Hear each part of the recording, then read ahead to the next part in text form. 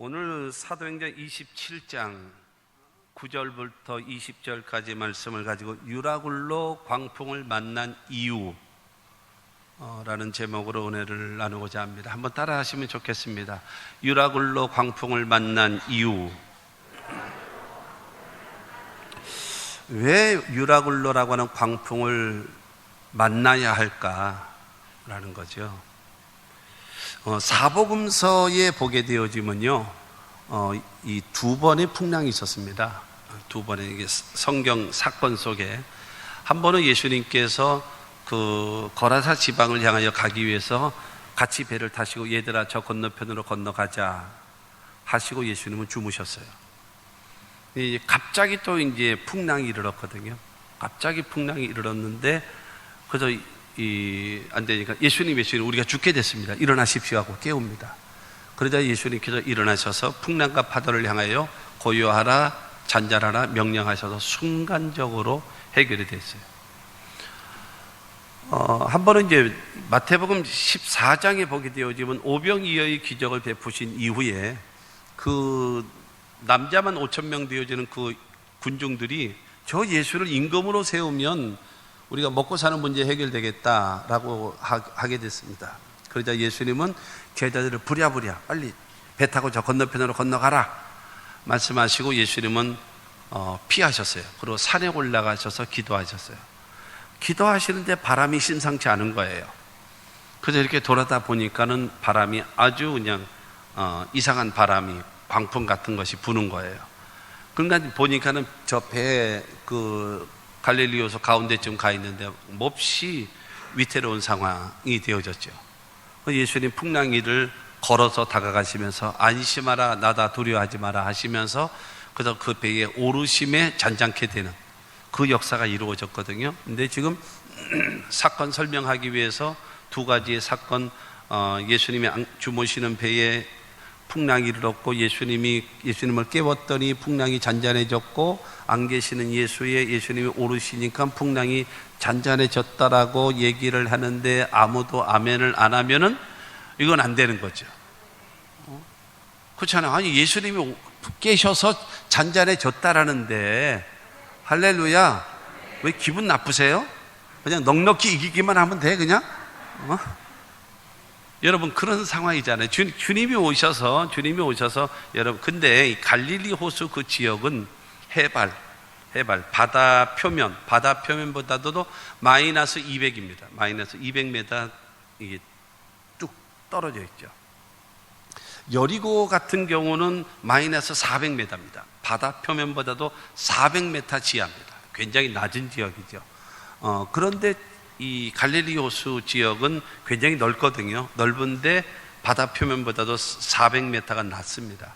그런데 이스라엘 저 북쪽으로 올라가게 되어지면 헐몬산이라고 있어요. 거기에 있는데 거기는 3,000m가 더 넘습니다. 그러니까는 북한에 있는 백두산보다도 더 높은 산이죠. 그러니까 만년설, 그래서 거기서부터 불어오는 아주 차가운 바람이 내려옵니다. 그리고 사막에서부터 불어오는 뜨거운 열풍, 뜨거운 바람이 올라오거든요. 올라오고 내려오다가 갈릴리 호수라고 하는 지역에 이게 크게 움푹 파여져 있는 지역으로 오게 되어지면 바람이 툭 꺼지면서 휘몰아치는 거예요. 그러면 이제 자주 거기에 이제 그 큰 풍랑이 일고 거기는 바다는 아닙니다만은 그러나 호수임에도 불구하고 이 바다처럼 그런 소용돌이가 되어지는 곳이거든요. 그러니까 지역적인 특성으로 인해서 언제든지 이 변화무쌍한 풍랑과 파도를 치는 곳, 그것이 바로 갈릴리 호수라고 하는 곳입니다.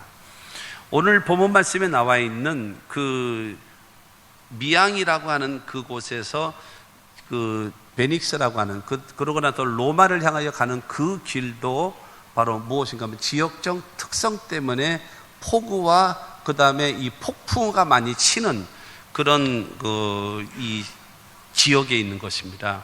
이제 그런 지역에 있어서 이제 가게 되어지는데 그래서 이 큰 유라굴로라고 하는 이 광풍을 만나게 됩니다.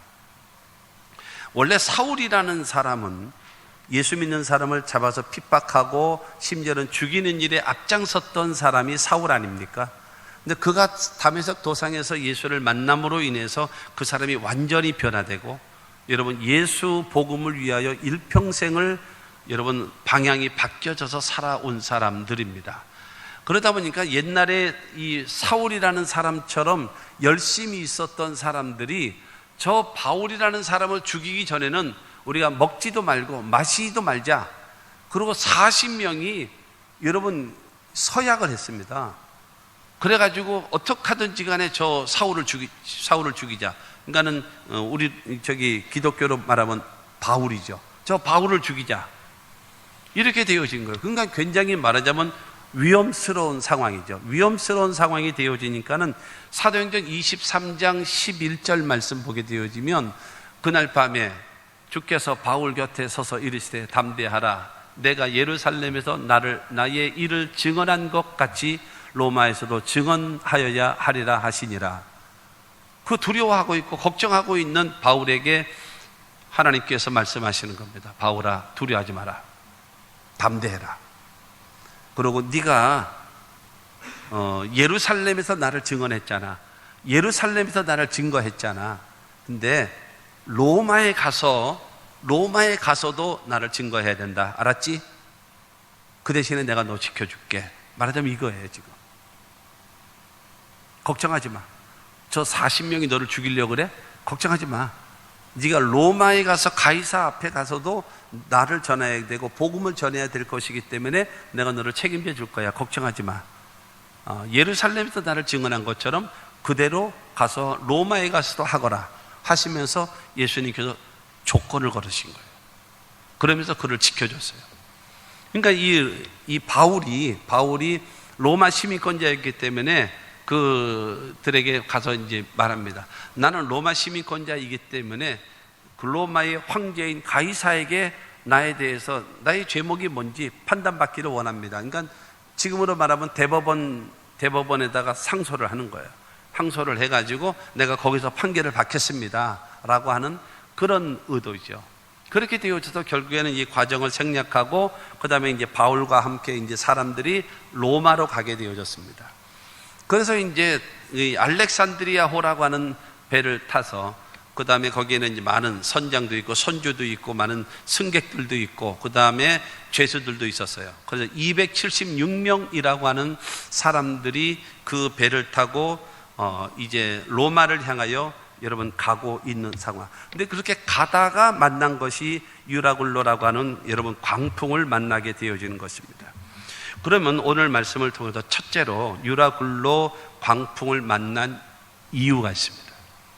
왜 만났을까? 왜 유라굴로라고 하는 광풍을 만나게 되어졌을까? 모든 일에는 원인이 있잖아요. 원인. 근데 성경은 그거를 딱 기록하고 있는 거예요. 유라굴로라고 하는 광풍을 안 만날 수도 있었어요. 안 만날 수도 있었는데 만나게 된 거예요. 근데 그 이유가 뭐냐라는 거죠.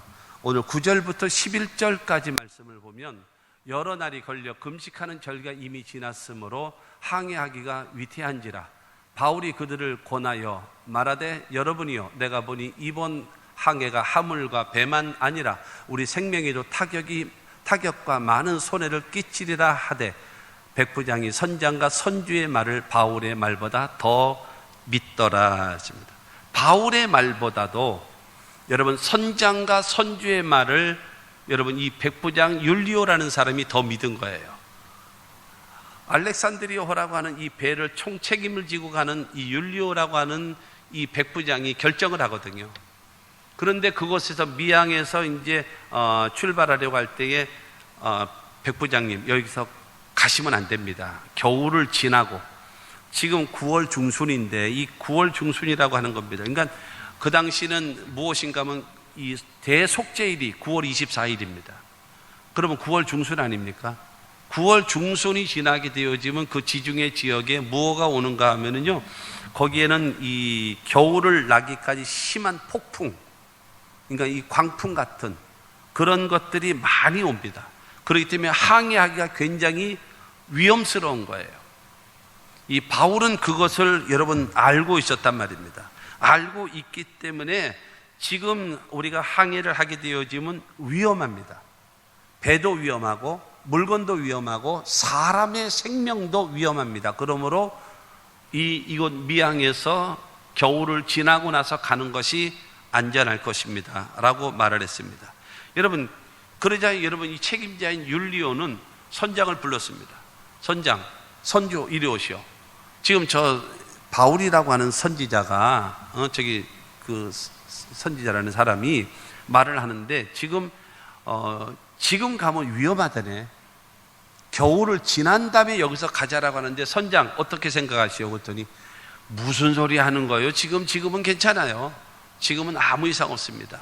선주, 당신은 어떻게 생각하십니까? 그랬더니 아니, 내가 하루만 더 지나면 내가 얼마나 사업에 손해를 보고 있는데 여기서 겨울을 지나다니 내 사업 망하는 꼴을 보려고 그러느냐? 어림없는 소리 하지 마라. 당장 갑시다. 지금 이러는 거예요. 선장은 내가 경험을 했는데 이 정도는 아무것도 아니다. 갈 수 있다. 그렇게 말을 하고 선주는 뭐가 있습니까? 중요한 거는 돈을 벌어야 되니까 물건을 빨리 가져다가 팔고 그러고 와야 빨리 한 번이라도 더 갔다 와야 돈을 벌기 때문에 여러분 이해 타산에 의해서 결정하는 겁니다.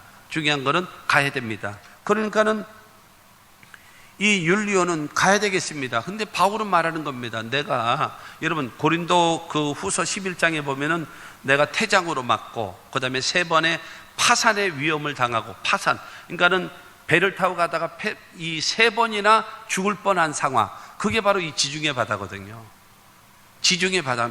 그러기 때문에 그런 상황이 되어질 것이기 때문에 겨울에 가는 건 위험합니다. 안 됩니다. 그리고 지금 하나님의 성령이 지금 말씀하시고 그 다음에 시기적으로도 그렇고 내 경험적으로도 보는데 지금은 가면 안 됩니다. 그러나 여러분 이 율리오라고 하는 사람은 선장과 선주의 말을 듣고 나서 여러분 결정을 하는 겁니다. 뭘 결정하는가 하면 바울의 말보다는 선장의 말을 믿고 선주의 말을 믿자 이겁니다. 여러분 우리가 이 세상 살아가면서 전문가들의 의견이 있습니다. 그리고 많이 경험한 사람들의 의견이 있습니다.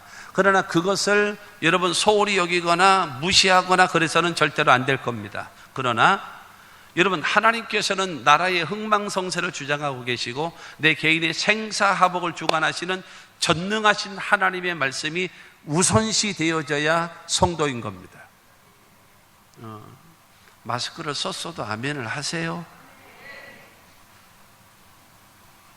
여러분 중요한 거는 마치 율리오가 아니면 선장이 아니면 선주가 하는 것처럼 여러분들이 그렇게 하고 있기 때문에 아멘이 안 나오는 거예요. 지금 바울은 지금 가면 생명에도 위험이 있고 배에도 위험이 있고 그 다음에 많은 물건들에게도 위험을 당할 것입니다. 여기 겨울 지날 때까지 여기 있어야 됩니다. 답답해도 여기 있어야 되고 힘들어도 여기 있어야 되고 불편해도 여기 있어야 그래야지 우리 모두가 276명이 다 안전할 수 있습니다라고 말을 하는데 선장과 선주의 말을 듣고 나서 선장의 말을 더 믿고 선주의 말을 더 믿고 항해하는 겁니다. 그 항해하다가 유라굴로라고 하는 광풍을 만나는 겁니다.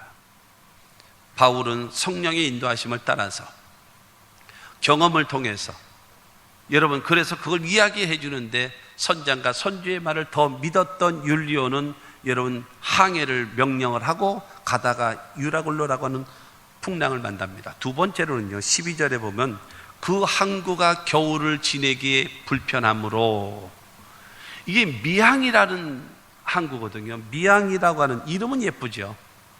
이름은 예뻐. 미항, 아름다울 미자, 미항이란 말입니다. 아름다운 향인데, 그런데 중요한 거는 빈약한 촌이에요. 촌.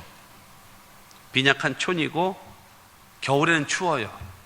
그러니까 쉽게 얘기해서 그 항구는 항구인데 별로 이제 씻는데도 좀 편안치 않고, 그 다음에 화장실도 좀 깨끗하지 못하고, 그 다음에 숙박 시설도 좀 열악하고, 그렇다고 먹을 곳이 좀 풍부하게 있는 것도 아니고, 여러 모양으로 봐서는 이게 별로 너무너무 안 좋은 거예요. 여기 있는 게 별로 안 좋습니다. 여기서 요 미항이라고 하는 여기서 한 65에서 70km만 가면 베릭스라고 하는 항구가 있습니다. 거기는 먹을 것도 많고 시설도 좋고 모든 것이 다 갖춰져 있습니다. 그러면 거기 가서 쉽시다. 그럼 겨울을 정 나고 나서 가야 된다면 이 미양이라고 하는 곳에 있지 말고 거기는 무엇인가 하면 편리합니다. 거기는 경치도 좋고 아름답습니다. 그렇기 때문에 그곳에 갑시다라는 겁니다. 여러분, 바울은 맞아요. 거기 가면은 시설도 좋고 아름답고 편리합니다. 그러나 위험합니다.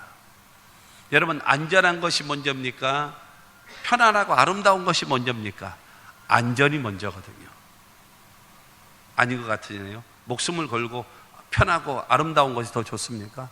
근데 중요한 거는 이 두 번째 이유가 바로 무엇인가 하면은 편하고 아름다운 것을 찾아가기 위해서 선택해서 출발했기 때문에 유라굴로라고 하는 광풍을 만나는 겁니다. 뿐만이 아니라 세 번째로 보면은요, 12절 중반을 보면은 거기서 떠나 아무쪼록 베닉스에 가서 겨울을 지내자 하는 자가 더 많으니 베닉스는 그레데 항구라, 한쪽은 서남을 한쪽은 서북을 향하였더라. 그러니까 그레데 항구가 한쪽은 서남쪽을 한쪽은 서북쪽을 향하고 있다 보니까 뭐가 많겠어요? 보기에 좋겠어요? 경치가 좋은 거죠. 정치가 좋은 거예요. 그리고 거기는 시설이 아무래도 좋아져 있어요. 그런데 중요한 거는 그 배에 몇 명이 타고 있는가? 276명이 타고 있었습니다. 바울이라는 저 사람은 미양에 머무르자라고 얘기하고 있고, 그 다음에 선장과 선주는 가자고 하고, 그 다음에 만약에 쉬게 되어지면 저 베닉스라고 하는 곳에 가서 쉬자고 하는데, 거기는 편리하고, 그 다음에 경치도 아름답고 좋다고 합니다. 여러분, 276명 여러분은 어떻게 생각하십니까? 라고 이야기하니까는 베닉스로 갑시다. 여기는 여러 가지 모양으로 좋지 않아요. 갑시다 하는 것이 지금 12절 나와 있는 것처럼 베닉스에 가서 겨울을 지내자 하는 자가 더 많으니라는 겁니다. 다수, 많은 사람의 손을 들어주는 거예요. 여러분, 민주주의라고 하는 것은 다수결의 원칙에 의해서 결정됩니다. 여러분, 다수결의 원칙이라고 하는 것은요, 민주주의의 여러분 기본적인 원칙 중에 하나가 다수결의 원칙 아니겠습니까? 그렇기 때문에 많은 사람이 베닉스로 갑시다, 베닉스로 그렇게 얘기하니까는 율리오는 그럽시다. 그래가지고 다수의 의견을 선택한 거예요. 사람들이 베닉스로 가자라고 이야기를 했고, 다수가 베닉스를 가자고 하니까 여러분 율리오도 주저하지 않고 여러분 그 베닉스로 가기로 결정을 한 겁니다. 여러분, 이 진리라고 하는 것은요, 사람이 많고 적음에 있는 것이 아닙니다. 사람의 숫자가 많고 다수결의 원칙에서 이긴다라고 해서 그것이 진리가 될 수는 없는 겁니다. 진리라고 하는 것은 변하지 않는 원칙이 진리입니다. 변하지 않는 것. 그렇기 때문에 잘못 선택한 다수의 선택이 유라굴로를 만나서 모든 사람을 절망스럽게 만들고 있는 것이 현실입니다. 다수의 선택, 어떤 선택인가요? 잘못된 선택. 선장과 선주의 말을 더 믿었기 때문에, 그리고 그것은 편리하고 아름다운 것이라는 것을 가졌기 때문에, 그리고 다수결에 의해서 여러분 그것을 잘못 선택한 다수의 선택으로 인하여 276명 전원이 지금 죽을 위기에 빠지는 유라굴로 광풍을 당하게 되어진다라고 말하고 있는 겁니다. 네 번째가 또 있습니다. 유라굴로를 왜 만나게 되는가? 13절 말씀 보면 남풍이 순하게 불매 그들이 뜻을 이룬 줄 알고 닷을 감아 그레데 해변을 끼고 항해하더니, 고대 사회에서는요, 무엇인가 지금처럼 여러분 엔진을 가동을 해서 그러고 나서 배가 가는 것이 아니에요. 여러분, 바람에 의해서 가는, 말하자면 우리 뭐라 그래, 돛담배라 그러나요? 그와 같은 배입니다. 좀 규모가 좀 클 따름이죠. 그러면은 위에 다 그 바람을 이용을 해서 그 다음에 이제 배가 가는 거란 말이에요. 그렇게 되어지는데 지금 때마침 남풍이 순하게 불어주는 거예요. 남풍이 순하게 불어주니까는 아주 잘 가게 생겼거든요. 딱 맞았다. 그러니까는 순하게 부는 남풍을 믿은 거예요. 이 순하게 부는 남풍이 우리를 저 베닉스로 안전하게 인도할 것이다 라고 하는 여러분 헛된 믿음을 갖고 왜 유라굴로라고 하는 광풍을 만나게 되는가? 그 이유는 바울의 말, 하나님의 말씀보다도 여러분 경험을 중심으로 여기고 이익을 추구하고 있는 선장과 선주의 말을 더 믿었기 때문입니다.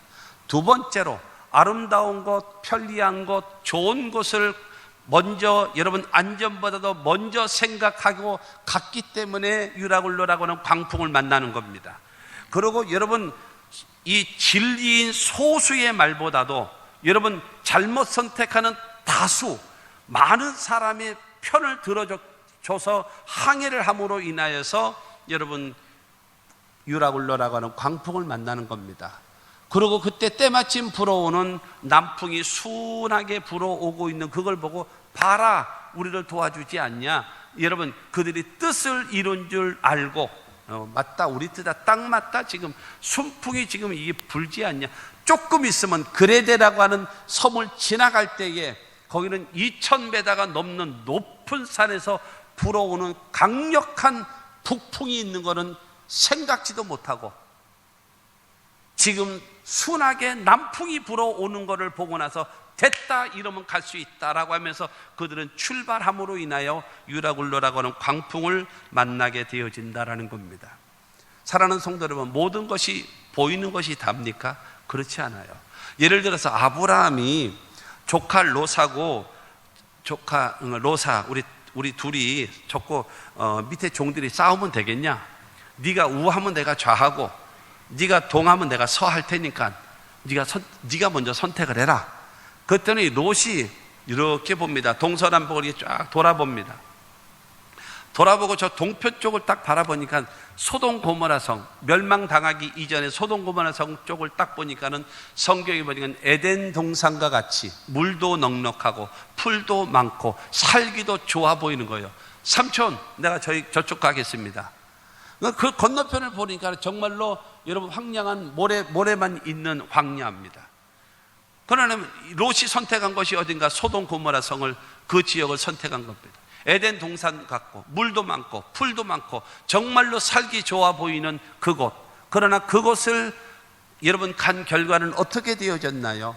여러분 전쟁이 일어날 때에 다 빼앗기고 포로로 잡혀가는 신세가 되어졌고 그 다음에 아브라함 때문에 다시 되찾아 돌아올 수 있었습니다만은 그러나 소돔 고모라 성이 멸망할 때에 그 많았던 재산 불과 유황으로 멸망할 때에 모든 것이 다 거기서 없어져 버리고 죽어져 버리고 자기 부인은 소금 기둥이 되어져서 그 다음에 거기서 영원히 그냥 소금 기둥이 되어버렸고 이 장인의 말을 농담으로 여겼던 두 사위놈은 그 불과 유황이 떨어지는 곳에 심판으로 해서 죽게 되어지고 롯과 함께 두 딸과 간신히 굴 속으로 들어가 가지고 살게 되어지고 그 딸과의 관계를 통해서 이스라엘 나라의 철천지 원수와 같은 모압과 암몬의 조상을 만든 사람이 누구냐? 롯이라는 사람이에요. 눈에 보일 때는 에덴 동산과 같고 눈에 보이기에는 좋아 보이고 물이 눈에 보일 때는 물도 넉넉하고 풀도 많고 살기에 좋고 내가 가기만 하면 떼부자가 될 수 있겠다는 생각을 가지고 있었던 롯이었지만 결국에는 다 망해버리고 마는 겁니다. 사랑하는 성도 여러분, 우리가 인생을 살아가면서 큰 어려움을 당할 때에 하나님 말씀보다도 세상 사람들의 말을 더 믿고 자기의 지식, 자기의 경험을 더 우선시하기 때문입니다. 두 번째로 안전한 것보다는 편리한 것, 좋은 것, 아름다운 것을 선택하기 때문입니다. 여러분, 무엇이 진리냐를 따지지 않고 다수를 따라가는 그 선택이 여러분 유라굴로라고 하는 광풍을 만나게 만드는 것이고 눈에 보이는 여러분 순풍의 이 남풍, 나는 순한 남풍으로 인해서 눈에 보이는 피부에 와닿는 여러분 좋은 현상과 같은 그것만 바라보고 가시적인 것만 바라보고 선택한 결과가 유라굴로라고 하는 광풍을 만나게 되는 겁니다. 그러면 두 번째로 바울의 일행이 만난 유라굴로의 여러분 광풍은 어떤가? 14절 말씀 보면은요 14절에 얼마 안 되어 섬 가운데로부터 유라굴로라는 광풍이 크게 일어나니 섬 가운데로부터 이 지금 그 배가 지나가는데 여러분 이 그레데라고 하는 섬을 지나갑니다. 섬을 지나가는데 그 섬 사이에 산이 있는데 그러니까 예를 들어 제주도를 지나서 가는데 제주도에는 뭐가 있어요? 높은 산 한라산이 있잖아요. 한라산이 있는 것처럼 그레데 산에 뭐가 있는가 하면 2000m가 넘는 높은 산. 그래서 북동풍이 부는 거예요. 북동풍. 지금 바람이 어떻게 불고 있어요? 남풍이 순하게 불고 있었어요. 남풍이 순하게 불고 있었는데 북동풍이 내려오는 거예요. 그것도 강력한, 그 다음에 저기압의 세력과 함께 강력하게 내려오니까는 유라굴로라고 하는 광풍으로 일어나 버리고 말이에요. 확 휘몰아치는 거죠. 여러분, 이런 상황을 여러분 되어지고 마는 것입니다. 여러분, 바울은 가지 말라고 했잖아요. 그런데 남풍이 순하게 불고 있고 모든 것이 좋아지니까는 바울을 비웃기라도 하듯이 가자. 그러나서 편안하게 행복하게 할렐루야 웃으면서 그들 가고 있는데 갑자기 풍랑이 다가옵니다. 갑자기 여러분 광풍이 뭐예요? 미친 바람입니다. 미친 바람. 광우병. 여러분, 광우병이 왜 걸리나요? 여러분, 소가 풀을 먹어야 되는데 소가 동물성 사료를 먹음으로 인해서 미친 거죠. 소가 미친 거죠. 그게 광우병 아닙니까? 근데 광풍, 그냥 뭐 강풍이라든가 뭐 순풍이라든가 뭐 미풍이라든가 이러면 되는데 지금 광풍이에요. 바람이 미쳤다라는 거죠. 이게 한쪽에서 부는 것이 아니에요. 여기저기 사방에서 그냥 휘몰아치고 들어오는 그 바람이 지금 광풍이란 말이에요.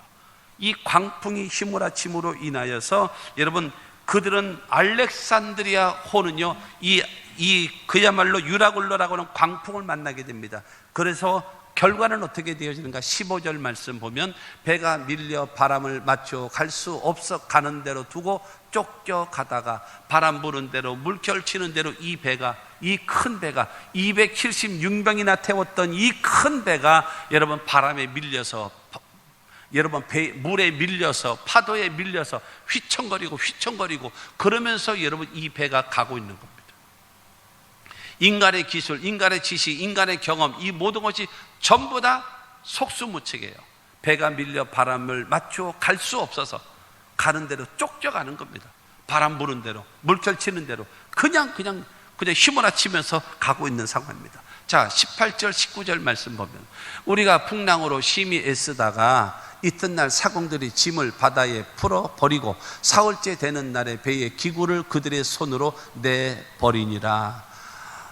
그렇게 돈 벌기 위해서 여기 미양에서 겨울을 지나고 가면 어떡하냐고 우리 사업 망한다라고 소리를 질렀던 그 선주들이 자기 손으로 물건들을 다 갖다 버리는 거예요. 왜 버리느냐? 배가 가벼워야 하니까. 배가 무겁게 되어지면 휘청거리고 있다가 여러분, 옛날에 5년 됐죠? 이 세월호 사건.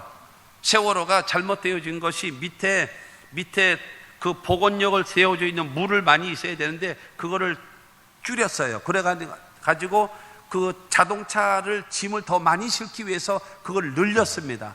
복원역을 주는 물은 적게 만들고 그 다음에 사람을 많이 태우고 짐을 많이 세우기 위해서 한 층을 더 위로 올렸습니다. 마치 뭐와 같은가 하면 오뚜기는 밑에가 튼튼하고 밑에가 조그맣잖아요. 그러니까 똑바로 있으면 원래 똑바르고 뒤집어놔도 똑바르고 굴려도 똑바르고, 왜? 밑에가 튼튼하니까는 이게 되거든요. 그런데 지금 세월호는 마치 뭐와 같이 되어졌는가? 가분수가 된 겁니다. 가분수. 밑에 기존, 이 배에게 가장 중요한 것 중에 하나가 뭐냐면 복원력이거든요. 복원력. 배가 옆으로 흔들릴 수가 있어요. 옆으로. 그리고 옆으로 흔들릴 수 있어도 그 배 밑창에 있는 물이 그 수평을 잡아주면서 복원력 바로바로 세워주는 거예요. 중심을 잡아주는 거예요. 배가 또 이 바람의 방향에 따라서 앞뒤로 흔들릴 수가 있습니다. 여러분, 큰 파도 치면요, 이 앞이 물속으로 확 들어갑니다. 뒤는 이 파도 위로 올라가 있고요. 이 바깥에도 보면 이 물속으로 들어가는 것 같아요. 그러나 밑에 있는 복원력이 확 밀어줍니다. 밀어줘서 앞이 또 올라오게 만들어요. 그러면서 배가 가게 만드는 거죠. 이게 복원력이에요. 근데 이 세월호는 여러분 그렇게 너무 위에다 많이 싣고 사람도 많이 태우고 짐도 많이 싣고 밑에 자동차도 많이 해놓고, 그리고 자동차를 해놓을 경우는 어떻게 해야 되는가 하면 쇠사슬로 다 묶어버려야 돼요. 묶어야지만이 흔들려도 차가 쏠리지를 않는단 말이에요. 그래야 이 배가 쏠리지를 않는데 묶지도 않고 그냥 차 세우는 거예요. 그러니까 방향을 틀었는데 이게 그냥 짐이 그냥 확 무게가 쏠린 거예요. 무게가 쏠렸는데 복원력이 없어서 그냥 확 주저앉아 버린 거예요. 그게 세월호, 대한민국을 끔찍하게 만든 사건 아닙니까? 그렇게 될까봐 지금 이 알렉산드리아호에 있는 이 선주들, 돈 벌려고 여러분 하루라도 빨리 가야 된다라고 난리를 쳤던 이 선조들이 자기 손으로 그 실었던 짐들을 다 바다에다 던져버리는 거 많은 겁니다. 그리고 그 다음 날은 여기는 내가 이 바다는 내 손바닥 보는 것처럼 잘 안다라고 호언장담하던 여러분 선장들은 배에 있는 모든 연장과 기구들을 다 갖다 버리는 거예요. 왜냐하면 배를 가볍게 해야 되겠기 때문에. 여러분 이런 상황입니다. 돈을 많이 벌기 위해서 가던 선주들 자기 짐 다 버리고, 그 다음에 배가 최고다라고 여기고 있었던 여러분 이 선장 그 사람도 자기의 기구 다 갖다 버리는 그런 상태. 21절 말씀 보면은요, 21절에 여러 사람이 오래 먹지 못하였음에, 열흘이라고 하는 동안에, 열흘 동안에 물도 먹지 못하고 밥도 먹지 못하고 잠도 자지 못하고, 배가 여러분 요동을 치고 있는데 바람이 한쪽에서 부는 것이 아니라 광풍이라서 뭐 사방에서부터 불어가서 어느 때는 앞으로 튀었다가 어느 때는 배가 옆으로 갔다가 뭐 난리가 나고 있으니 누가 먹게. 여러분 사람이 먹는다라고 하는 것은 얼마나 힘이 되고 에너지가 됩니까? 사람이 먹지 못하면요, 사람이 곡기를 끊으면 일주일 안에 다 죽습니다. 웬만한 사람들은요, 좀 이제 뭐 워낙 뭐 이게 저장된 것이 많은 사람은 뭐 보름 동안은 버틸 수 있을런지는 몰라도 웬만한 사람은 열흘에서 일주일 사이에 곡기 딱 끊는다 그러면 죽는 겁니다. 그러니까 나이 드신 여러분, 특히 권사님들 열심히 드세요. 고기요 열심히 드시기 바랍니다. 고기하고 꼭 드세요. 고기 안 먹으면 아프면 죽어. 근데 고기를 먹으면요, 고기의 힘으로 인해서 살아난다니까. 그 대신에 어쨌든 뭐 소고기를 먹든 돼지고기를 먹든 뭘 먹든지 간에 알아서 여러분 그래가지고 먹고 힘내서 살아갈 수 있게 되기 바랍니다. 그런데 저 사람들은 21절 말씀처럼 여러 사람이 오래 먹지 못했어요. 그러니까는 기운도 없는 거죠. 다 절망이죠. 자, 20절 말씀 봅니다. 여러 날 동안에 해도 별도 보이지 아니하고 큰 풍랑이 그대로 있음에 구원의 여망마저 없어졌더라. 여러분 열흘 동안에 낮에 해가 없어요. 밤에 별도 없어요. 그러면 칠흑같이 어두운 거죠. 그런 상태에서 열흘 동안 막 그냥 뒤집어 놓는 거예요. 그냥 앞으로 뒤로 옆으로 그냥 난리를 치면서 이렇게 되어지니까 뭐예요? 구원의 여망마저 사라졌어요. 살 수 있을 거라고 생각은 아무도 못하는 거예요. 아, 이게 죽는 거구나. 이게 죽는 거구나. 집에다 전화도 못하고 이게 죽는 거구나. 이러면서 여러분 자포자기하고 절망할 수밖에 없는 여러분 그런 상황. 그것이 유라굴로를 만난 여러분 그 사람 276명의 알렉산드리아의 모습이 바로 그들의 모습이다라고 하는 것입니다. 그러면 세 번째로, 여러분 유라굴로 그 광풍에서 살 수 있는 길이 뭐냐 이거죠. 그 유라굴로라고 하는 그 절망 속에서 살 수 있는 길을 성경은 제시해 주고 있어요. 여러분 23절에서 25절입니다.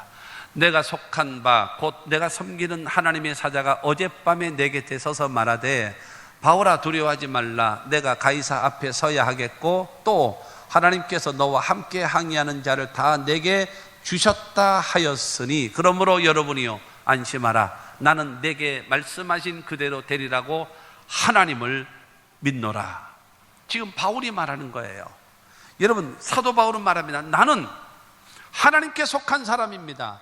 나는 하나님에 속한 사람이기 때문에 하나님의 말씀에만 순종하는 사람입니다. 아멘. 그러면서 말합니다. 내가 섬기는 하나님, 나는 하나님께만 예배하고 하나님만 섬깁니다. 내가 속한 하나님, 그러니까 나는 하나님께 속해서 하나님의 말씀에만 순종하고 복종하는 사람이고, 내가 섬기는 하나님, 나는 그 하나님께만 예배하고 그 하나님만 섬기는 사람입니다. 그런데 어젯밤에 하나님이 사자를 내게 보내셨습니다. 천사를 내게 보내셨습니다. 그 천사가 나에게 세 마디를 했습니다. 세 가지의 말을 했는데, 첫째로 바울아 두려워 마라. 담대하라. 두 번째로 말합니다. 너를 가이사 앞에 서야 할 것이다. 너는 여기서 죽지 않아. 가이사 앞에 와서 나를 증거해야지. 복음을 증거해야지. 그러면서 말씀하셨다. 그리고 세 번째로는 하나님께서 너와 함께 항해하고 있는 276명 모두를 너로 인하여 다 살게 해줄 것이다. 말씀하신 나는 그 하나님을 나는 믿는다. 그렇게 여러분 그 상황에 있는 사람들, 여러분 열흘이 넘도록 여러분 해와 별도 보지 못하고 절망하고 있는 사람, 배가 여러분 흔들린 대로 흔들리면서 먹지도 못하고 마시지도 못하고 잠도 자지 못하는 그 사람들, 모든 물건도 버리고 연장도 다 버리고 그 다음에 희망마저 더 없이 절망에 빠져 있는 그들, 이 손바닥처럼 바라보고 있다라고 하는 선장도 그야말로 절망에 빠져 있고 선주들도 망했다라고 주저앉아서 울기만 하고 앉아 있는 그들에게 여러분 바울은 말합니다. 하나님께서 나를 로마의 황제 가이사에게 복음을 전하라고 하셨기 때문에, 나는 그곳을 가야 되겠기 때문에 하나님은 나와 함께 276명 여러분들도 다 살려주실 겁니다. 여러분 두려워하지 마시오. 여러분 걱정하지 마시오. 나는 내게 말씀하신 그 하나님을 믿습니다 라고 지금 바울은 말하고 있는 거예요. 할렐루야.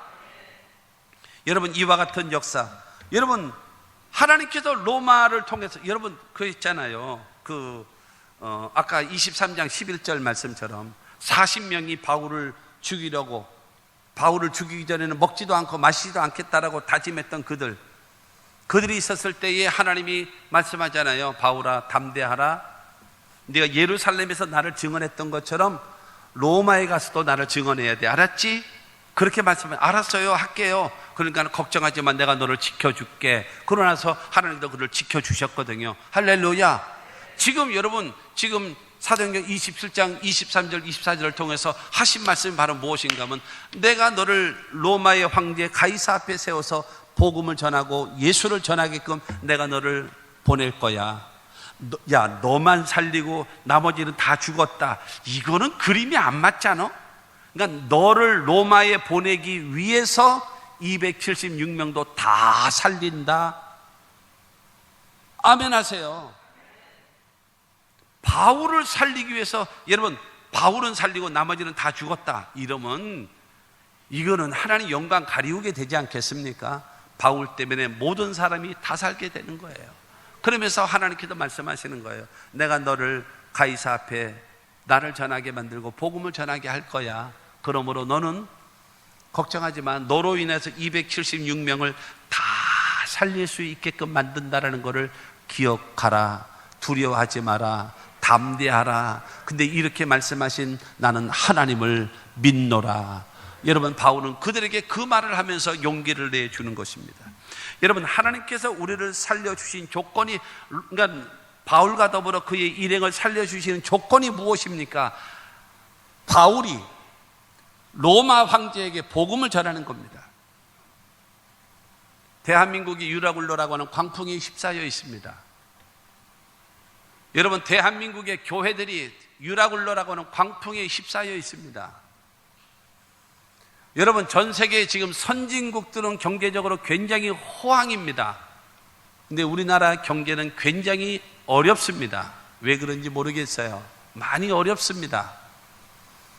여러분 이런 어려운 상황이 사업과 경영하는 사업들, 여러분 이 사람들도 많이 유라굴로라고 하는 광풍으로 인해서 많이 어렵습니다.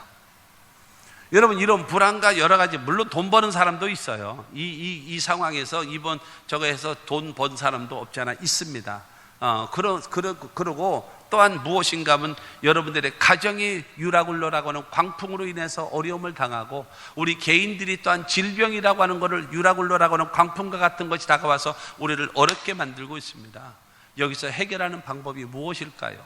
바울에게 너는 가이사에게 나를 증언할 수 있도록 내가 너를 세울 것이다 라고 말씀하신 그 말씀이 지금 우리에게는 무슨 말씀일까요? 저는 세 가지라고 얘기합니다. 첫째, 교회가 교회다워져야 돼요. 교회가 교회다워짐을 회복해야 합니다. 교회가 예배가 살아나야 되고, 교회의 기도가 살아나야 되고, 교회가 전도가 살아나야 되고, 교회가 구제가 살아나야 돼요. 여러분, 교회가 교회다워져야 돼요. 그래야지만 하나님의 역사가 이루어지는 것입니다. 그리고 또 하나는 제가 목사입니다마는 여러분, 한국 교회의 목사들이, 특히 좀 큰 교회, 대형 교회 목사들이요, 너무나 권위주의에 빠져 있고 물질 만능주의에 여러분 따르던 것을 회개해야 합니다. 초대교회가 여러분 사도들이 하는 일이 무엇입니까? 기도하는 것과 말씀 전하는 일에 전무하리라. 여러분, 주의 종들은 여러분 권위주의를 빼고 그 다음에 물질 만능주의로 여러분 이와 같은 여러분 재산 자랑하고 돈 자랑하고, 여러분 중요한 건 세상적인 돈 재산 늘리려고 하는 이런 잘못된 죄를 회개하고 기도하는 것과 말씀 전하는 일에 여러분 목사들이 회개해야 합니다. 저는 1순위고 그렇게 해야 됩니다. 세 번째, 장로님부터 시작해서 모든 성도들이 신앙을 회복해야 합니다. 하나님 앞에 예배 드리는 것도 안 하고, 기도하는 것도 더더군다나 안 하고, 하나님 앞에 헌신 아주 그냥 엎어진 김에 쉬었다 간다고. 너무나 좋아요. 이 코로나라는 것 때문에 여러 가지 불편한 것도 많은데 새벽 예배 안 와서 좋고, 겟세마네 안 와서도 좋고, 수요일 날 안 온다고 누가 뭐라 그럴 사람 아무도 없고, 얼마나 좋아. 그러다가 이제 코로나 끝날 때쯤 되어지면 신앙도 잊어버릴지 모르겠어요. 그럼에도 불구하고 여러분, 이런 상황까지 되어졌음에도 불구하고 아주 정부 시책을 너무나 준수를 잘해가지고 주일날에도 참석하지 않는 아주 많은 사람들이 있고, 여러분 신앙을 회복해야 합니다. 교회가 교회다워져야 되고, 주의 종들이 주의 종다워야 되고, 성도가 성도다워서 여러분 신앙이 회복되어지고, 기도가 회복되어지고, 성령 충만하고, 말씀으로 충만하고, 전도하고, 구제하고, 여러분 하나님의 일에 봉사하며 하나님을 섬기는 신앙을 회복해야 하나님께서 유라굴로를 잔정케 하실 것이고, 그곳에서 우리를 건져 주실 겁니다. 할렐루야. 그 사실을 여러분 믿으시기 바랍니다. 여러분, 세상이 아무리 악하고 험하고 여러 가지 위험이 있으면 하나님이 그거 못 막아주겠습니까? 하나님이 그걸 못 지켜주겠습니까? 하나님이 그걸 못 도와주겠습니까? 사랑하는 성도 여러분, 하나님은 전능하신 하나님이십니다. 그 하나님을 믿고 하나님을 변함없이 섬기는 저와 여러분들이 다 되시기를 주님의 이름으로 축원합니다. 민수기 23장 19절은 우리에게 말합니다. 하나님은 사람이 아니시니 거짓말을 하지 않으시고 인생이 아니시니 후회가 없으시도다. 어찌 그 말씀하신 바를 행하지 않으시며 하신 말씀을 실행하지 않으시랴. 하나님은 거짓말하지 않습니다. 이랬다 저랬다 하지 않습니다. 내 말을 실수했다. 취소. 여러분, 이런 분이 아니에요. 건망증 있는 하나님이 아니시란 말입니다. 하나님은 전지전능하신 하나님이에요.